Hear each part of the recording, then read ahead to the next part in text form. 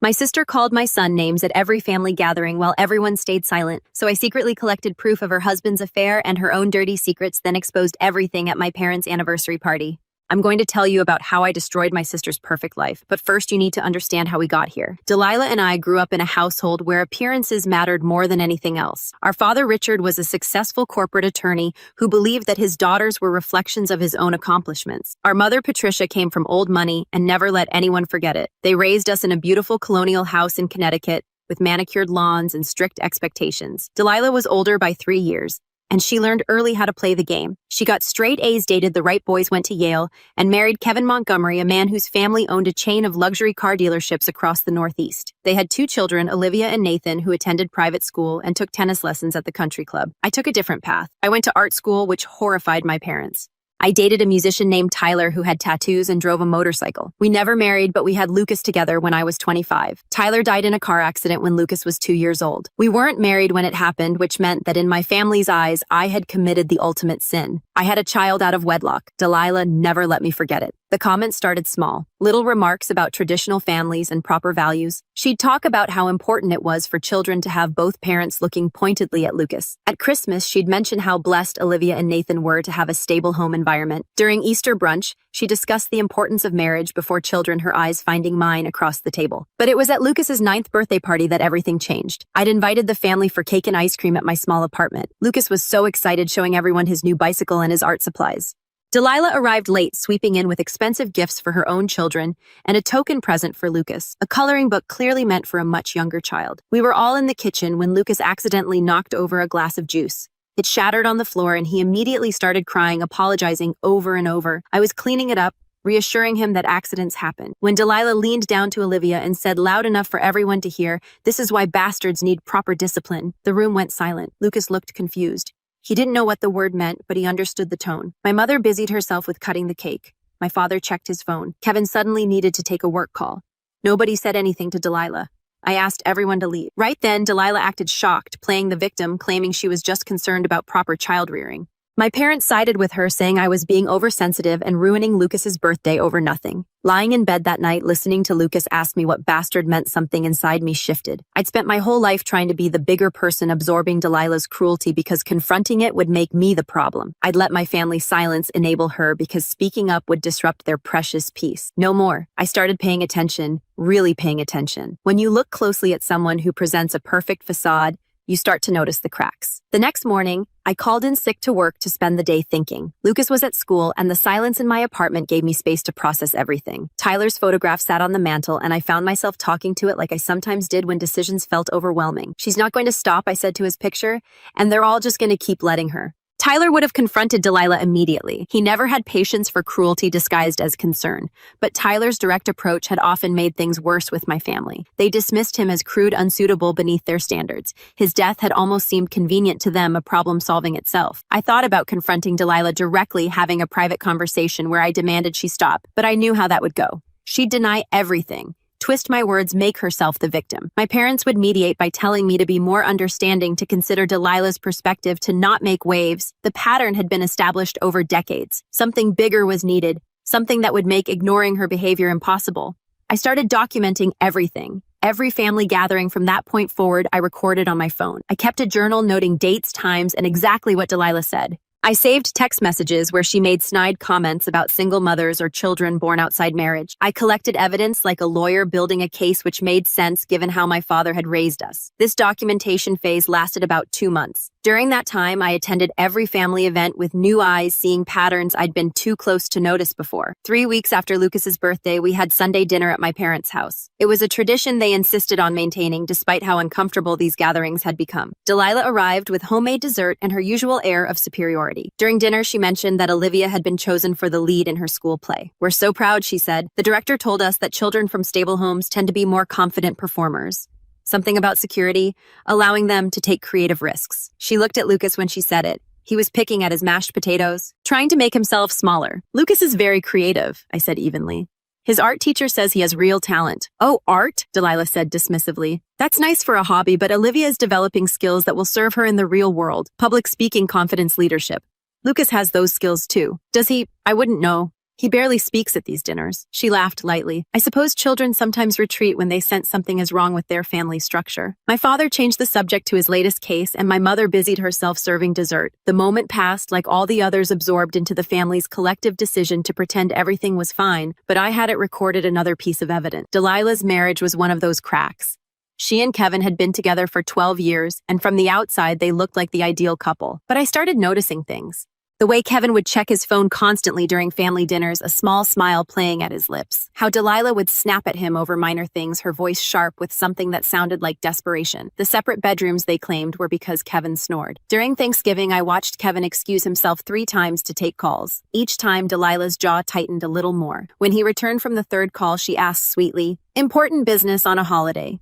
"Just the dealership," he said. "You know how it is." "I do know how it is," she replied, but there was an edge underneath the sugar. Later, while helping clean up, I overheard them arguing in the hallway. Kevin's voice was low and defensive. Delilah accused him of being distracted, absent, checked out of their marriage. He countered that she was controlling and impossible to please. Their voices rose until they remembered where they were, then dropped back to angry whispers. When they returned to the living room, both were smiling, the perfect couple once again. But I'd seen behind the curtain, and now I couldn't unsee it. I reached out to an old friend from art school, Jasmine, who now worked in private investigation. Over coffee, I explained the situation, and she agreed to look into Kevin's activities. I felt guilty at first. This was my sister after all. But then I remembered Lucas's face at his birthday party, and the guilt evaporated. Jasmine was thorough and professional. She built her business on discretion and results, serving clients who needed information but couldn't afford public scandal during the gathering process. We met weekly at a small cafe downtown, far from anywhere my family might see us. "This might take time," she warned during our second meeting. "If he's careful, tracking his movements without alerting him requires patience."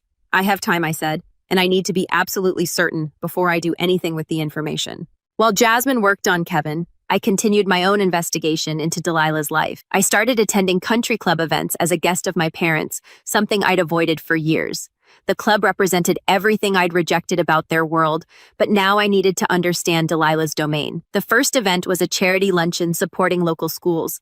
Delilah was in her element, moving through the crowd with practiced grace, air-kissing other women and laughing at the right moments. I watched her interact with different groups, noting who she embraced and who she subtly snubbed. A woman named Priscilla Chen tried to join a conversation Delilah was having with 3 other club members. Delilah's body language shifted almost imperceptibly, a slight turning of her shoulder, a fractional step that closed the circle. Priscilla stood there awkwardly for a moment before retreating. "Who was that?" I asked my mother later. "Priscilla.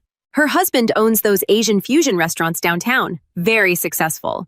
She trailed off meaningfully. "But they're new and the club has standards."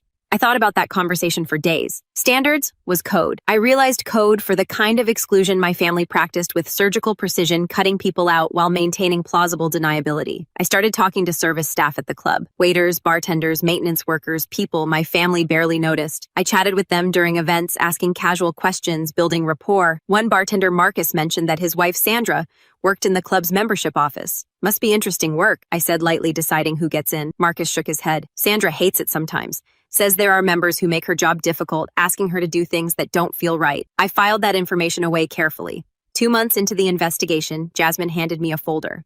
The folder was thick, filled with surveillance photographs, bank records, and a timeline of Kevin's activities. Jasmine had been even more thorough than I'd expected. "He's not particularly clever about it," she said as I flipped through the pages. Once I knew what to look for, the pattern was obvious. Same hotel, usually Tuesday and Thursday afternoons. Separate credit card that he probably thinks your sister doesn't know about. The photos showed Kevin with Brittany Caldwell in various locations, restaurants, hotels, walking together in parks. In one image, his hand was on the small of her back as they entered a building. In another, they were kissing in his car. "She works for him?" I asked, reading through Brittany's background information. Sales representative at his largest dealership. Started there about 2.5 years ago. The affair seems to have begun around 6 months after she was hired, so they've been together for roughly 2 years now. I studied Brittany's photograph. She was pretty in a conventional way, young and fresh-faced. Nothing like Delilah, who was all sharp edges and careful maintenance. There's more, Jasmine said, pulling out another section of the folder. The financial records show regular transfers to an account in Brittany's name. He's also paying rent on an apartment in her name, bought her a car, ironically, from his own dealership. And there are charges for jewelry, clothing trips. How much? Total close to $300,000 over the past 2 years, maybe more. These are just what I could verify. I sat back processing the information. This was bigger than just an affair. Kevin was systematically moving marital assets to support his girlfriend. Money that belonged partly to Delilah and would have been earmarked for Olivia and Nathan's future. The apartment lease is interesting, Jasmine continued. It's in a building that his family's company owns, which means he's essentially paying himself rent with diverted business funds.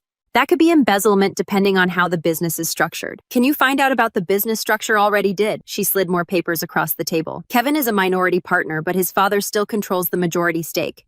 Any significant financial decisions need board approval, which he definitely didn't get for these transfers. If his father found out, it could be grounds for removal from the company. I gathered all the documents carefully, my mind racing with possibilities. This was leverage, real leverage. But I needed more than just Kevin's affair.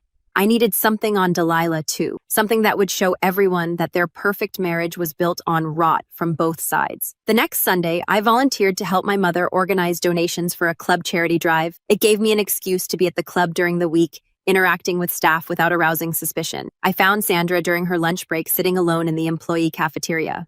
She was a middle-aged woman with tired eyes and careful posture, someone who'd learned to make herself invisible. Mind if I sit? I asked. She looked surprised but gestured to the empty chair. We made small talk for a few minutes before I said, "Your husband Marcus mentioned you work in membership. That must be interesting." Her expression shifted, something guarded sliding into place. "It's a job. My sister, Delilah Montgomery, is very involved with membership decisions." Sandra's hands tightened around her coffee cup. "Mrs. Montgomery has strong opinions about membership standards." The careful phrasing told me everything. I leaned forward, slightly lowering my voice. "Marcus mentioned you sometimes feel uncomfortable about things you're asked to do. If there's something wrong happening, I want to help." She studied my face for a long moment. "Why would you help?" "She's your sister. Because what's right matters more than family loyalty. And because I think you're being put in an impossible position." Sandra glanced around the cafeteria, checking who might overhear. Then she made a decision. "I keep copies," she said quietly, "of everything just in case I need to protect myself someday. Copies of what applications that were rejected for reasons that had nothing to do with qualifications. Emails from Mrs. Montgomery with instructions about which families to discourage. Notes from membership committee meetings where she said things that shouldn't be said." My heart rate quickened. "Would you be willing to share those copies if it would stop what she's doing?" "Yes, but I need protection. This job supports my family. I understand. Let me think about how to handle this properly." I wrote down my number. "Call me when you're ready. And Sandra, thank you for having the courage to document this." Over the next few weeks, I met with Sandra 3 more times.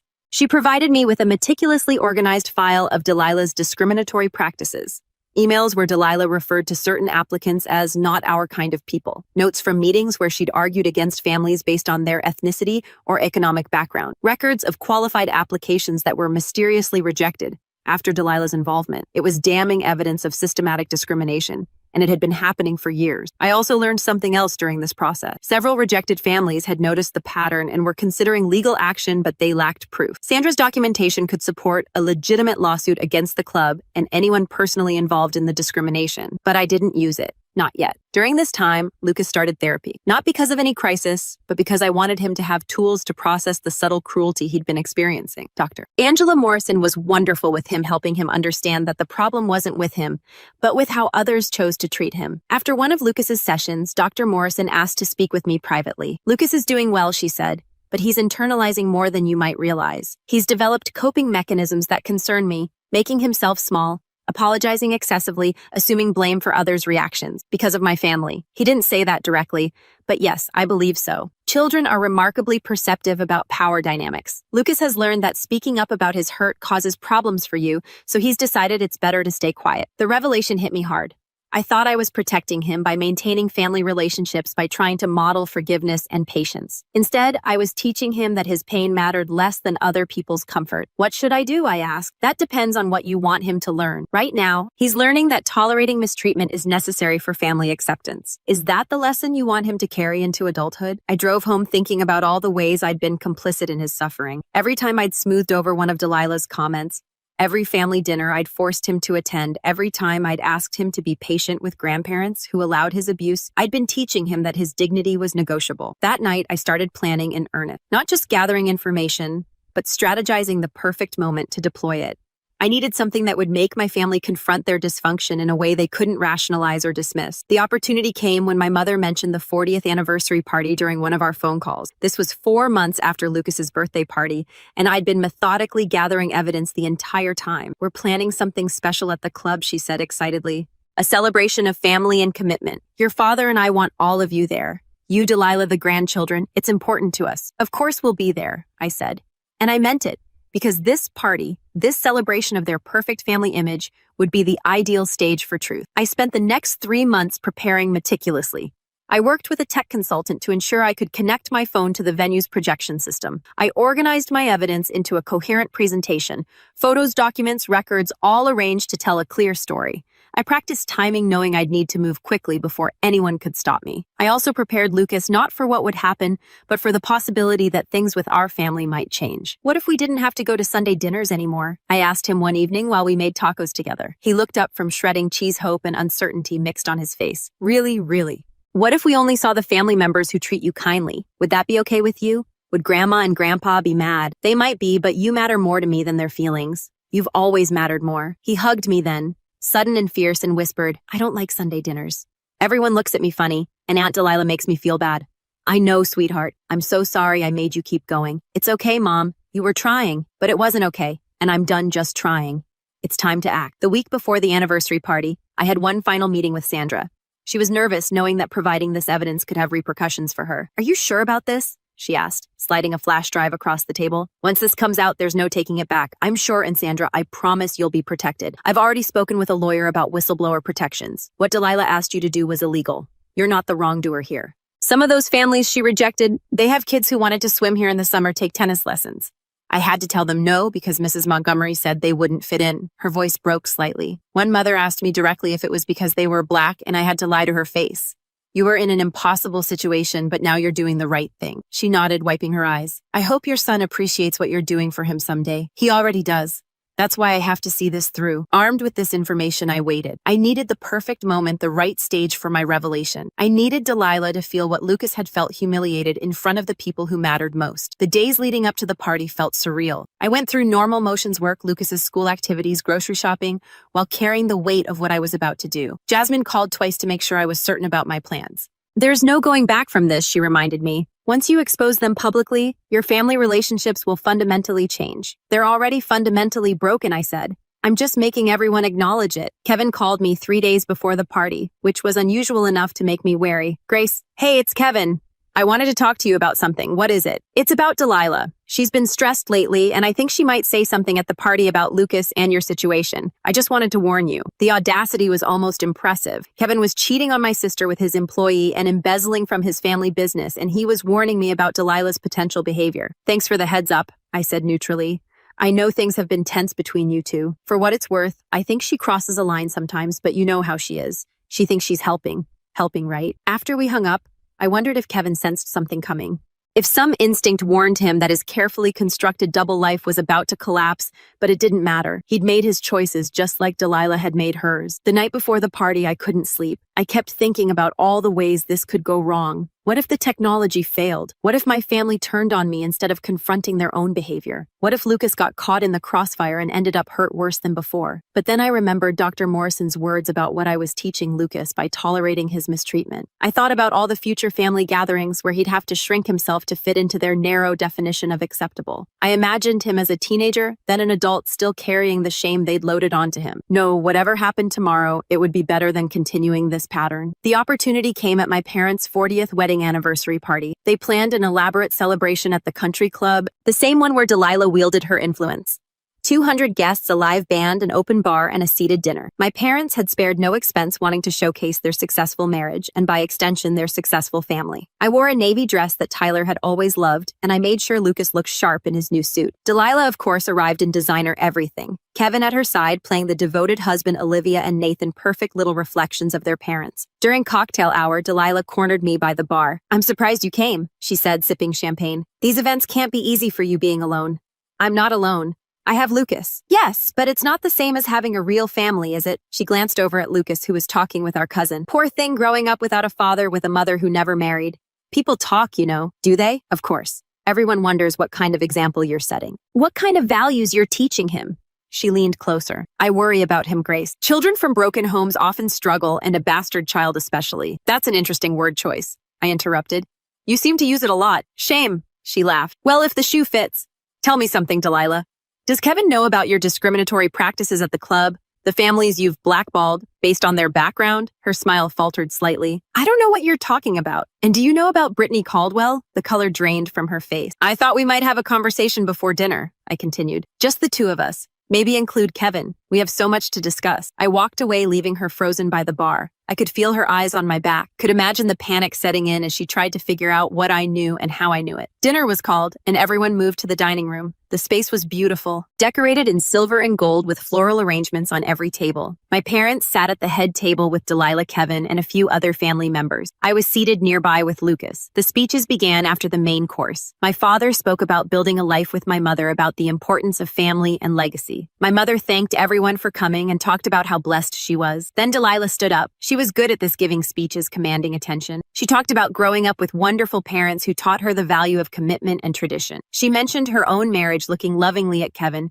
who smiled back with practiced ease. She talked about her children and the importance of providing them with stability and proper values. And then she looked at me. Of course, not everyone chooses the traditional path, she said, her voice dripping with false sympathy. Some people make mistakes, but family means supporting each other. Even when our loved ones fall short of expectations, even when they have children in less than ideal circumstances. The room was quiet. People shifted uncomfortably. Lucas looked down at his plate, and my heart broke for him all over again. I stood up. You're right, Delilah, I said. Families should support each other. They should also be honest with each other. I pulled out my phone and connected it to the venue's projection system. The technical staff had been very helpful when I explained I wanted to show a surprise slideshow for my parents. The screen behind the head table flickered to life. Kevin, I said, could you explain to everyone who Brittany Caldwell is? The first image appeared. Kevin and Brittany at a restaurant, his hand on hers across the table. Delilah gasped. Kevin's face went white. That's from about 6 months ago, I narrated as more photos appeared. Here's one from their weekend in the Hamptons last July. Kevin told everyone he was at a dealership conference, didn't he? The room erupted in whispers. My mother stood up horrified.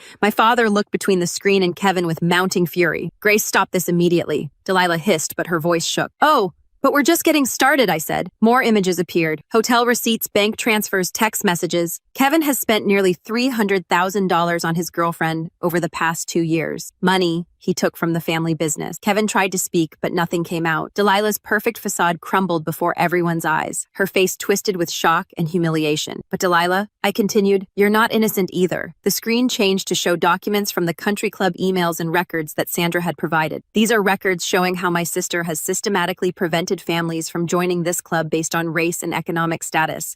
She's violated discrimination laws and the club's own bylaws. Delilah was crying now, mascara running down her face. You vindictive witch, she spat at me. You have ruined everything. No, I said calmly. You did that yourself. I just made sure everyone knew about it. I looked around the room at all the faces staring at me, family, friends, colleagues of my parents.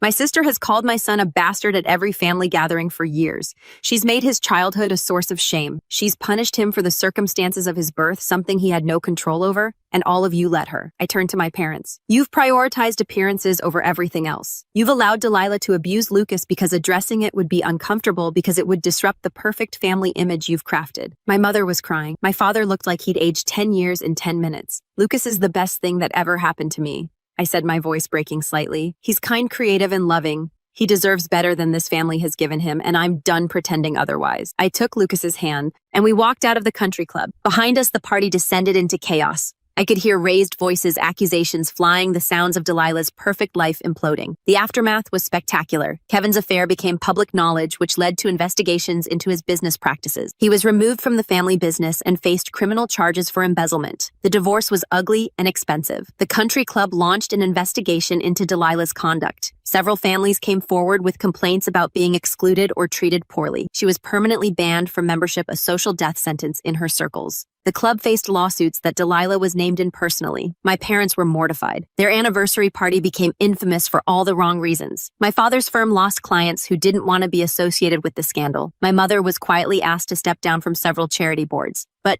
the real consequences hit where it mattered most. Olivia and Nathan, Delilah's perfect children, had to leave their private school. The scandal followed them, and my sister couldn't afford the tuition without Kevin's income. Anyway, they ended up in public school experiencing the same challenges Lucas had faced. Delilah lost her house in the divorce and had to move into a small apartment. Her social circle evaporated. The friends who'd once praised her perfect family disappeared when that perfection proved to be a lie. My parents tried to repair things with me, but I kept them at arm's length. They could see Lucas occasionally supervised, but only if they treated him with the respect he deserved. It took months before I allowed unsupervised visits, and I made it clear that any hint of judgment or cruel comments would result in immediate removal from our lives. 6 months after the anniversary disaster, Delilah called me. Her voice was small, nothing like the confident tone she'd always used. "Can we talk?" she asked. We met at a coffee shop far from our old neighborhood. She looked different. Tired, older, humbled. Her designer clothes had been replaced with basics. Her hair needed touching up. Her manicure was gone. "I'm sorry," she said without preamble, "for everything, for what I said about Lucas, for how I treated you." I sipped my coffee waiting. "I was jealous," she admitted. "Your life looked messy from the outside, but you were happy. You loved Tyler, and then you loved Lucas, and you didn't care what anyone thought." Meanwhile, I was trapped in a loveless marriage following rules I didn't even agree with, trying to be perfect for parents who would never be satisfied. That doesn't excuse what you did to Lucas. I know nothing excuses it. Tears filled her eyes. He was an innocent child, and I took out my bitterness on him. I'm ashamed of myself. I studied her face looking for signs of manipulation, but all I saw was genuine remorse. Olivia asked me the other day why I was so mean to Lucas, Delilah continued. She said the kids at school call her names now, and she finally understands how it feels. She asked if that's how Lucas felt when I called him that word. And what did you tell her the truth? That I was wrong, that I hurt an innocent boy because I was unhappy with my own life, that I'm trying to be better. She wiped her eyes. I don't expect forgiveness. I just wanted you to know that I understand now. I didn't forgive her that day. Forgiveness would take time if it came at all, but I listened, and when she asked if she could apologize to Lucas directly, I agreed to consider it. That the with Lucas happened 3 months later in a therapist's office. Dr. Angela Morrison helped facilitate it, making sure Lucas felt safe and understood that nothing was his fault. Delilah apologized without excuses, explaining that her behavior reflected her own problems. Not anything wrong with him or his family. Lucas accepted her apology with grace that surprised me. He was 10 by then, old enough to understand complexity, young enough to still believe in redemption. Today, nearly 2 years after the anniversary party, my relationship with my sister is complicated but improving. She sees a therapist regularly and has acknowledged the harm she caused.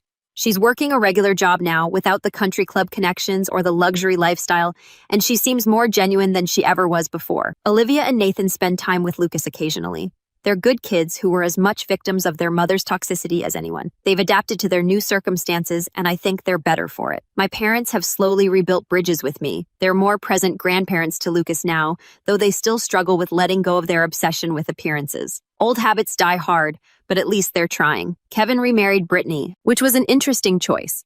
Last I heard, his new car dealership venture wasn't doing well. Karma has its own timing. As for me and Lucas, we're thriving. I started my own graphic design business, which has grown steadily. Lucas is nearly 12 now, confident and creative, no longer carrying the weight of other people's judgments. He knows his worth, and more importantly, he knows he's loved completely and unconditionally. People sometimes ask if I regret what I did at the anniversary party. They frame it as going too far, being vindictive, destroying my family over words. But here's what they don't understand. I didn't destroy my family. My family was already broken. I just refused to keep pretending it wasn't. Delilah spent years weaponizing shame against my son. She used his very existence as a source of ridicule and moral superiority. She made him feel less than wrong somehow for being born. And my family enabled it because addressing the cruelty would have been uncomfortable.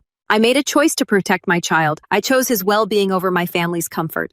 I chose truth over the pretty lies they'd wrapped themselves in. If that makes me vindictive, I can live with that. Because at the end of the day, Lucas doesn't flinch anymore when we go to family gatherings. He doesn't brace himself for insults disguised as concern. He walks into rooms with his head high, knowing he belongs just as much as anyone else. And Delilah never ever opens her mouth to call him that word again. Some people might say I went too far. That public humiliation was cruel, that I should have handled it privately, given my sister a chance to change on her own. But those people didn't watch their 9-year-old son learn what bastard meant. They didn't see him internalize shame for circumstances beyond his control. They didn't spend years listening to veiled insults and watching their family choose comfort over their child's dignity. I gave my sister years to change. Every time she made a comment, I had the opportunity to expose her then, but I stayed quiet, hoping she developed empathy on her own. She didn't. she escalated. So yes, I made sure everyone saw exactly who she was. I made sure there were consequences for years of cruelty.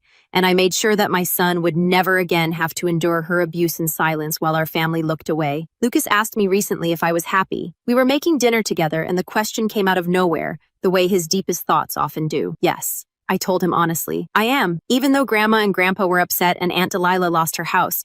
Especially because of that, I said sometimes people need to lose things before they can become better, and you needed me to protect you. That was more important than keeping peace. He thought about that while stirring the pasta sauce. Then he hugged me sudden and fierce. I love you, Mom. I love you too, sweetheart. That moment made everything worth it. The family drama, the scandal, the ongoing complications of rebuilt relationships, all of it was worth seeing my son comfortable in his own skin, secure in the knowledge that someone would always fight for him. My sister learned a painful lesson about the consequences of cruelty. My parents learned that appearances aren't worth sacrificing your grandchildren. Kevin learned that betrayal catches up with you eventually. And I learned that sometimes the most loving thing you can do is refuse to be complicit in someone's abuse of your child, no matter who that someone is. Lucas will never be called a bastard at a family gathering again, not because my family suddenly developed better manners, but because they know now that I will burn down their perfect facade every single time they try to hurt my son, and I would do it again in a heartbeat.